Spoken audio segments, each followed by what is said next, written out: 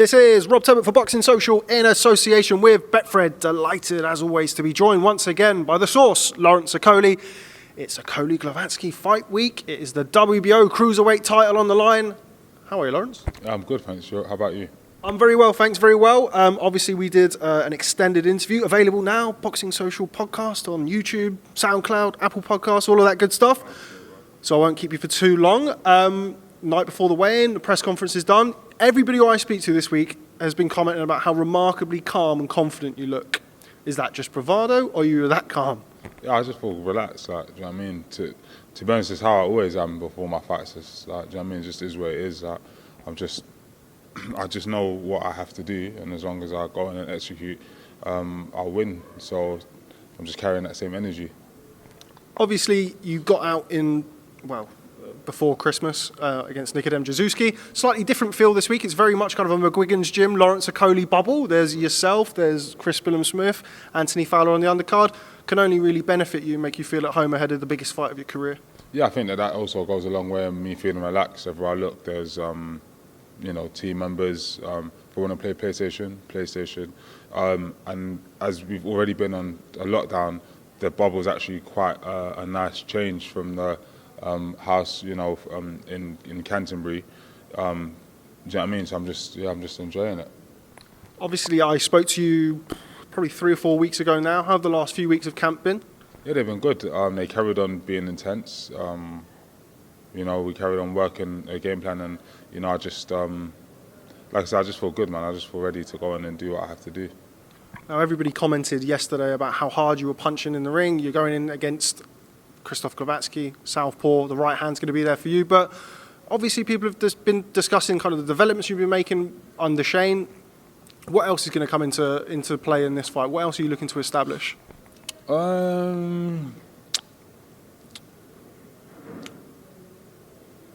Just good tactics and good execution of tactics. I think this is a fight where it could be really ugly, so I'm really focused on not allowing it to get that way. A, for myself, and B, if he decides to, come hyper aggressive or tries mauling or anything like that, to do what's necessary. I'm really focused on, maintaining the distance, not overreaching, and just. Yeah, simple start. It's easier said than done, all of it, but it's clear what I have to do, and if I'm good enough, I'll be able to do it under the pressure of the fight. You've worked with Shane now for 18 months or so, around that period of time. How are you different now compared to when you started? I'm just a bit more confident in actual fighting. I think I always believe I'm good enough to find a way to win, but more confident in maybe certain tactics, do you know what I mean, that I maybe wasn't as confident with before, and just an understanding of that, for example, with my opponents, they're in a better position if I'm not punching them. If it's mauling or I'm whatever you call it, beating the clock or whatever you call it, it's doing them more favours than me. I punch hard enough and well enough to hurt people, so I should be doing that for as long as possible during fights. Everywhere you look in the bubble, there's photos of yourself punching, there's photos of you and Krzysztof Glowacki, lovely artwork knocking around the place. I don't think I've ever seen so many photos of a fighter, and you kind of embrace all of them. I know there's one out there that you're desperate to put in your bedroom on the ceiling. Yeah, I'll be taking that. I'll be taking it home with me. These are lit. It's nice, do you know what I mean? Obviously, I've been on, undercards, and so it's nice to sort of headline show for a world title, and it means a lot to a lot of people. Do you know what I mean? So it feels like good to be in a position like this. We've spoken before about Anthony Joshua and the influence of him and 258 on your career. What will it mean to you to become his first world champion? I think that's another person that is important to as well. It'll be poetic, I think. Do you know what I mean? It'll be poetic. It'll be nice to sort of, show, the sort of belief and investment that was made in me. It paid off to this point. Obviously, I still want to go on and do more. But to say, you got someone from no amateur experience, or from amateurs to, directing their career managerially. That's a word. I'm going to say it. Fight for the world title, Lawrence. You can make up words if you want. to a world champion. So I think it's good for everyone. Just want to touch upon something that you said today at the press conference. When Eddie asked you if you're willing to go to trench warfare, if you're willing to go in the trenches and have essentially a tear up over 12 rounds, your answer was quite telling. You didn't want that. You want to be able to kind of show your level against Christoph Glowacki. Just expand on that. Yeah, that's it in a nutshell. Do you know what I mean? If it's time for a tear up and whatever else, I'll do it. Do you know what I mean? But it's just, what's the point almost? Do you know what I mean? Because it's like, ultimately, I'm taller, longer, you know what I mean? Longer arms. Younger, more athletic than this current opponent. There's some people who I'm going to have a war with because that's just the way that the styles match up. You know, I feel like everyone has a way to beat everyone if they execute well. Not every, do you know what I mean? Like, if they execute well, and I feel like the best way for me to win this fight is to dominate from range and, you know, punish on the inside if necessary. Do you know what I mean? So if it turns into a war, it means that I've let him into the space and he's landing shots and I'm landing shots. And it's just like, why should he land shots to make it into a fight? Like, why should he? Because he's been a world champion? No, it doesn't work like that. It's simple boxing stuff. So if he's good enough to make it into a war, then congratulations to him. But I'm hoping that it doesn't happen that way.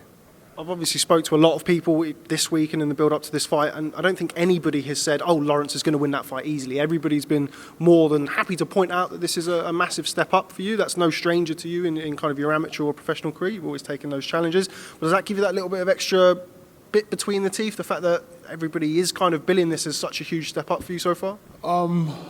Yes and no. Obviously, I'm mentally prepared to do 12, but I'm really focused on really going in there and you know what I'm saying? Do you know what I mean? So it'll be good. Like, I really want to stop him early.